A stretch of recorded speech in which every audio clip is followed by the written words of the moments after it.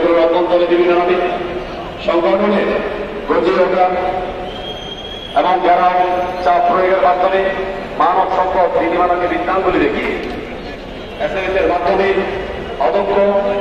অযোগ্য অফিসারদের 2-3 ধাপ পদোন্নতি দেওয়া হয়।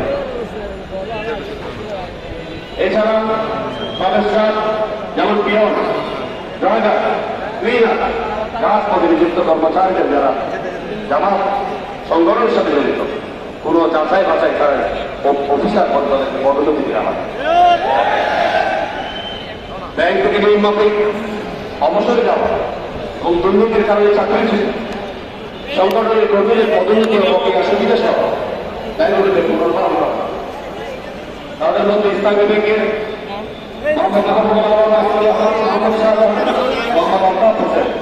শহীদুল্লাহ মোহাম্মদ সাইদুল্লাহ, আব্দুল সুবহান,